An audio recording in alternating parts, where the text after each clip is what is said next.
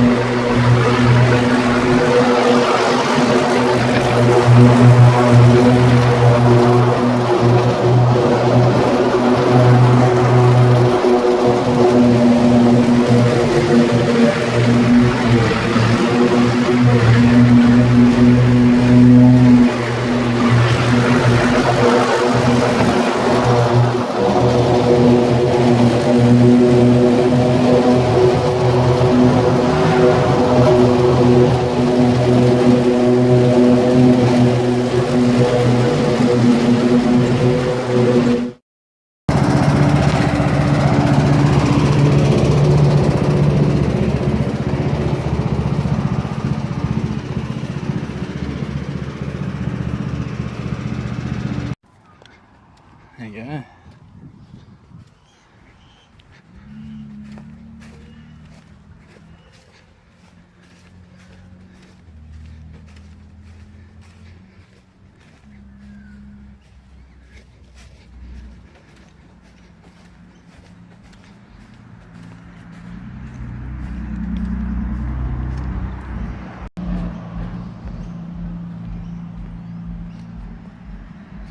This is down the servo and this lad's telling us that Labor's going to try and bloody get rid of diesel.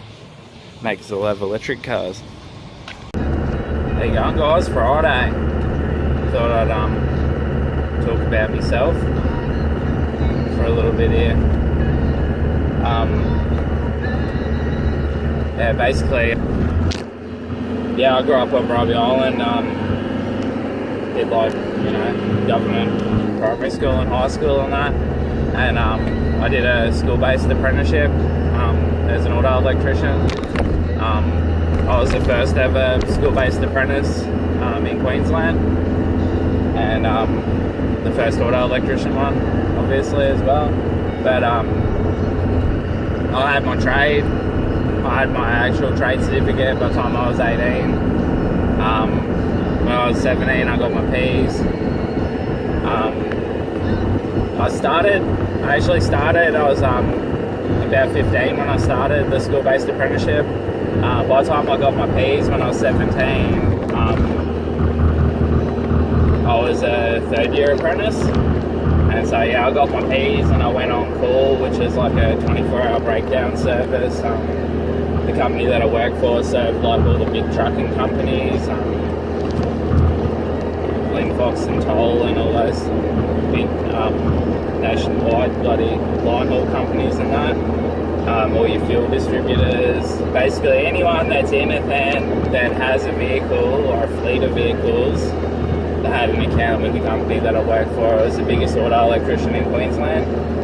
And so as a third year apprentice, Pete later, I was on call on the 24-hour breakdown service, and I'd rock up to a V-double broken down on the side of the highway, and the driver would go, oh, you know, I called up an electrician, not a bloody kid. You know, my dad was an electrician, so I'm a second generation auto electrician and good at what I do. And I'll get in there and fix the thing, you know, and at the end they'll be all apologetic that they doubted me or whatever. So I've always been sort of, you know, they doubted that I could do the job, and then I've bloody shocked them. So I've always sort of been that, and I've done a bit of like rural service. I did finish out my apprenticeship and I went up north and did like some rural service. I also got my mechanical trade, so I'm a dual trade. I'm like one module off being a master technician, so I've sort of, there's nothing left with cars that I can do, or trucks or engines or anything like that interests me. Sort of for years I've worked for other guys. I've done this for 15 years, been an auto electrician, and worked for other guys that weren't even a tradesman, you know. And so the last straw is I worked for a guy, and he went to TAFE 2 years after I went to TAFE, and you know, I was a gun electrician, so any company would have had me, and I sort of been everywhere. I wanted to go with that, and I thought, I might start up my own business there and do that. But sort of the way times have changed, it doesn't interest me now, and sort of the type of work that I want to do just it doesn't happen. It's not economical anymore. So yeah, I bought a ride-on mower.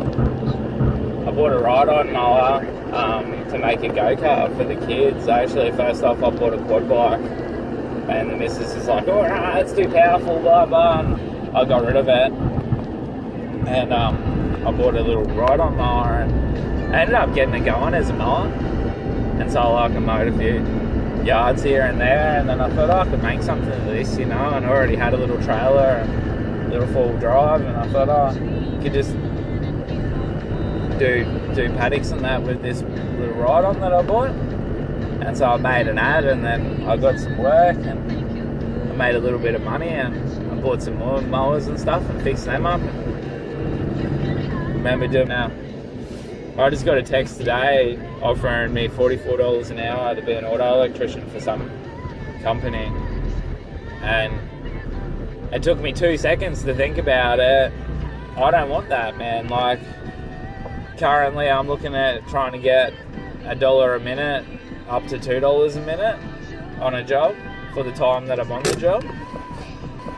$45 an hour, that's like 15 minutes every hour I'll have to just go and hide somewhere at this job, because it's not worth it for me, you know. Like, it probably costs me here and there and fuel and everything like that, but I still pay myself that wage, and I reinvest any extra profit back into the company, so works good like that.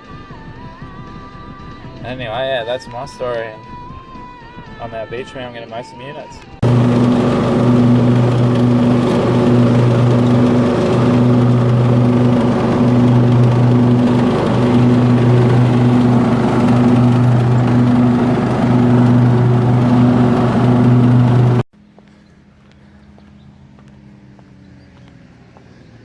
We've got a great standoff between the ducks and the mower.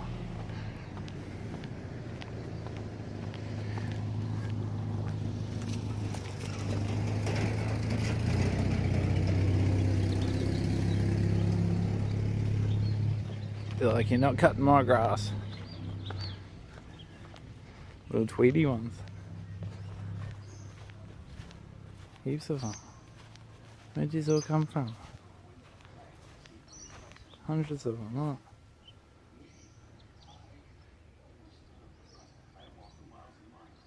huh? He's got himself one of those redneck whippies. The old Schmokey. Stops the mozzies from getting you. A lot of people just want the cheapest whoever they can get. And they don't care about me or you if we starve or if our kids get fed. But yeah, I have 2 kids. I've got a family to look after. And so when I'm purchasing new equipment or whatever, I've got to see with my new, I'm just reversing. Bloody Johnny. Just do some reversing and film myself at the same time.